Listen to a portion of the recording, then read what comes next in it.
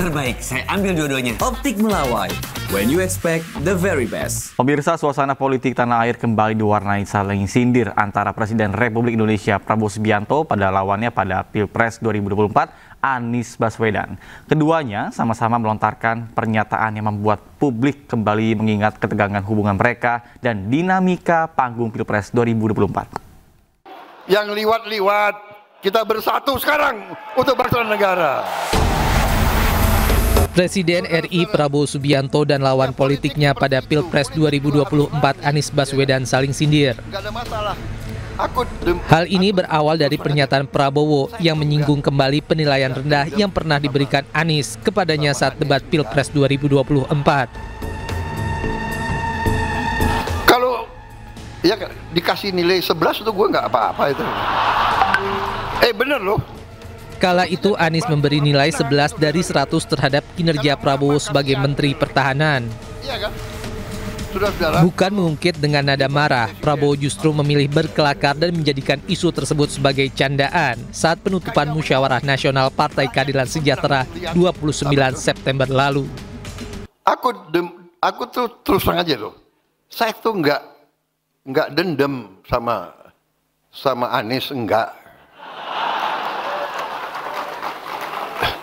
Kalau ya dikasih nilai 11 itu gue nggak apa-apa itu. Bener loh. Sebetulnya dia yang bantu aku menang, saudara. Karena emak-emak kasihan gitu loh. Di balik gurauan itu, Prabowo menekankan kedewasaan politik dengan menerima kekalahan secara lapang dada. Prabowo pun menyinggung perjalanan panjangnya dalam 5 kali kontestasi pemilihan umum. Kalau mau belajar kalah, belajar dari Prabowo Subianto.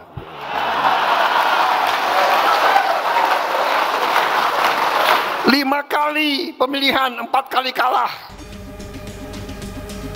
Sindiran ini pun tak dibiarkan berlalu begitu saja. Dalam kesempatan berbeda, Anies Baswedan pun mengajak masyarakat mengawasi dan menagih janji pemerintah. Hal ini disampaikan Anies saat menjadi pembicara dalam dialog kebangsaan di Semarang, Jawa Tengah. Kalau belum terlaksana tuntas, tagih. Misalnya, rencana membangun 3 juta rumah per tahun. Tidak usah dikritik, ditagih saja. Mana rumahnya? Sudah 1 tahun nih sekarang. Dibangunnya di mana? Lokasinya kapan? Lokasinya mana? Bagaimana cara rakyat bisa mendapatkan 3 juta rumah per tahun itu?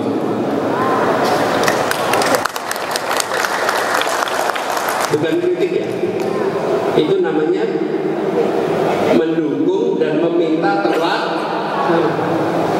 rencana memberikan MBG untuk seluruh siswa di Indonesia. Coba di Semarang sudah berapa sekolah yang dapat dan belum, tanya berapa sekolah yang belum dapat. Anies menegaskan bahwa pendekatan ini justru dapat memperkuat kontrol sosial masyarakat tanpa memperdalam jurang perpecahan politik. Tim Liputan iNews melaporkan. Pemirsa, Kejaksaan Agung merespon pernyataan kuasa hukum relawan Jokowi Sylvester Matutina yang menyebut kliennya berada di Jakarta. Kejagung pun meminta kuasa hukum untuk membantu menghadirkan Sylvester di Kejaksaan Negeri Jakarta Selatan.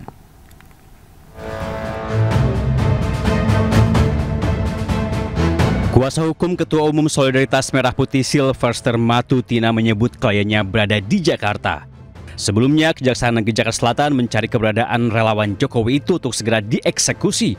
Bahkan masa berdemo menuntut Sylvester segera ditangkap. Namun, kuasa hukum Sylvester mengklaim kasus Sylvester sudah kedaluarsa sehingga tidak dapat dieksekusi. Bahkan pihaknya berencana mengajukan peninjauan kembali untuk kedua kalinya. Pak Sylvester yang intinya ada di Jakarta. Itu dulu saya jelaskan ya. Intinya ada di Jakarta terkait dengan eksekusi yang akan dilaksanakan oleh Kejaksaan. Sebenarnya aliansi dari Aruki itu telah menggugat Kejaksaan Negeri Jakarta Selatan di Pengadilan Jakarta Selatan dan jelas gugatannya ditolak. Artinya apa? Eksekusi tidak perlu dilaksanakan lagi. Itu yang perlu saya sampaikan. Terkait dengan referensi hukum yang bisa saya sampaikan terhadap perkara Sylvester Matutina, bahwa jelas pasal yang menjerat Pak Sylvester telah kadaluarsa. Menjalankan putusan terkait dengan Undang-Undang hukum pidana yaitu pasal 8485 bahwa peristiwa tersebut telah kadaluarsa dan tidak patut untuk dieksekusi lagi. Merespon hal ini, Kejaksaan Agung pun meminta kuasa hukum Sylvester membantu menghadirkan kliennya di Kejaksaan Negeri Jakarta Selatan. Kami sangat berharap itikat baik dan kooperatifnya dari penasihat hukum dan juga saudara Sylvester untuk hadir di Kejaksaan Negeri Jakarta Selatan untuk melaksanakan eksekusi, karena yang bersangkutan perkaranya sudah inkrah dan sudah mempunyai tuntutan yang tetap, dan terkait adanya keinginan melakukan upaya hukum PK, silakan, itu hak daripada terpidana. Namun pada prinsipnya bahwa upaya hukum PK tidak menunda eksekusi. Anang menyebut hingga saat ini Kejaksaan Negeri Jakarta Selatan tetap melakukan upaya pencarian dan eksekusi terhadap Sylvester. Kejaksaan juga akan melakukan langkah-langkah yang tegas, terukur dan sesuai ketentuan hukum yang berlaku. Permasalahan bangsa ini adalah ambisi politik Yusuf Kala. Mari kita... Sebelumnya, Sylvester Matutina telah divonis bersalah atas kasus pencemaran nama baik terhadap mantan Wakil Presiden Yusuf Kala pada tahun 2018. Hal ini terkait tudingan Sylvester yang menilai JK menggunakan isu SARA untuk memenangkan pasangan Anies Sandi di Pilkada DKI 2017. Namun hingga kini, pihak Kejaksaan belum mengeksekusi Sylvester.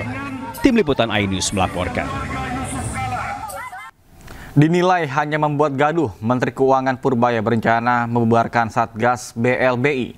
Selain kegaduhan, Purbaya juga menilai Satgas BLBI tidak membuahkan hasil banyak.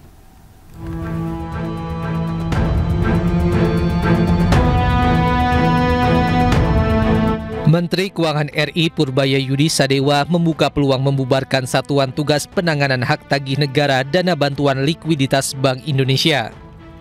Hal tersebut diungkapkan setelah Purbaya menyoroti kinerja dari Satgas BLBI.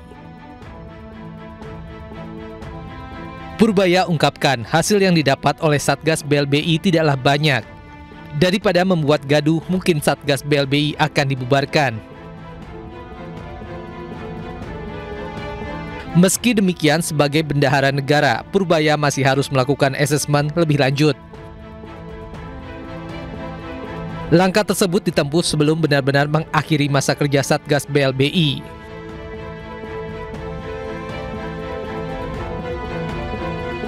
Sebelumnya, Purbaya menyoroti data yang dirilis Jaksa Agung Muda Bidang Perdata dan Tata Usaha Negara Kejaksaan Agung RI yang mencatat pencapaian Satgas BLBI sepanjang 2024 substansial meliputi uang tunai dan aset tanah. Tim Liputan iNews melaporkan.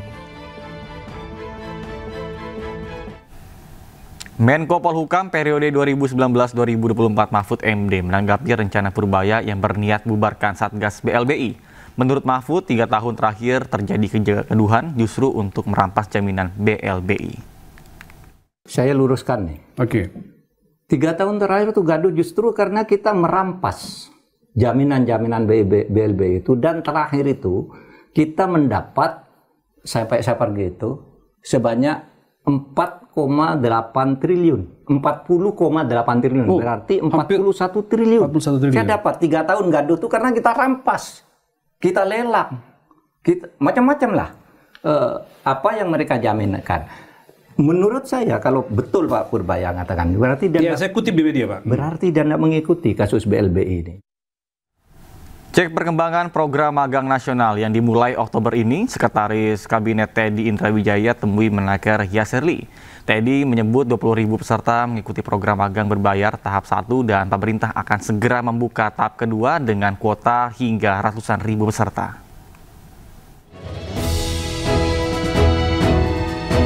Pemerintah memberikan perhatian khusus bagi lulusan baru atau fresh graduate mulai Oktober tahun ini.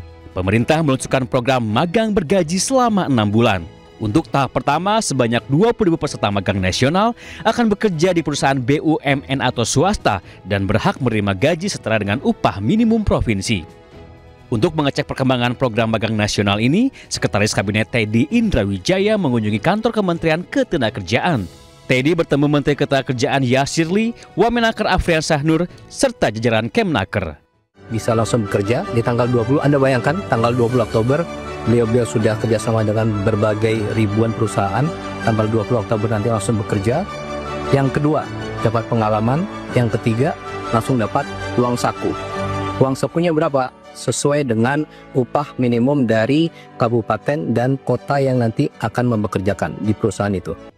TD menyebut usai gelombang pertama, pemerintah akan segera membuka kembali kesempatan magang gelombang kedua dengan perluasan jumlah peserta hingga ratusan ribu. Melalui program magang nasional ini, pemerintah berharap akan tercipta generasi muda yang siap kerja, adaptif, dan berdaya saing tinggi. Tim Liputan iNews melaporkan. Terbaik, saya ambil dua-duanya. Optik Melawai. When you expect the very best.